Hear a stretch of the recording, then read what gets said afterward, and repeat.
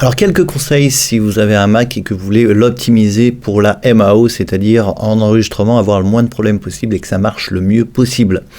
Tout d'abord, si vous n'avez pas encore acheté votre Mac, j'ai déjà fait une vidéo à ce sujet, mais je rappelle que ce qu'il faut, c'est prendre le maximum de mémoire RAM que vous pouvez. Donc ces options-là sur l'Apple Store sont très importantes et je vous conseille de passer au maximum, même si ça coûte un petit peu cher, c'est vraiment pas du luxe quand on fait de la musique sur un ordinateur.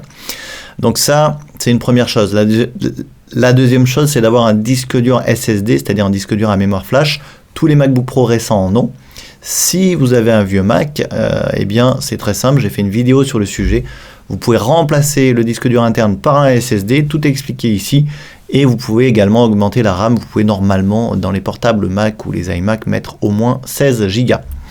Ensuite, troisième chose, c'est tout simplement d'acheter un disque dur externe. Donc peu importe, on va dire, le disque dur que vous allez utiliser à partir du moment où c'est un disque SSD. Si vous n'avez pas de disque SSD à l'intérieur ou que le disque SSD en interne a trop peu de capacité, eh bien je vous conseille de travailler sur un disque dur externe. Ça soulagera le disque dur interne et de préférence, je vous conseille d'avoir un disque dur externe en SSD, ce qui fait que vous pourrez le transporter sans avoir à craindre de l'abîmer et vous aurez également de meilleures performances.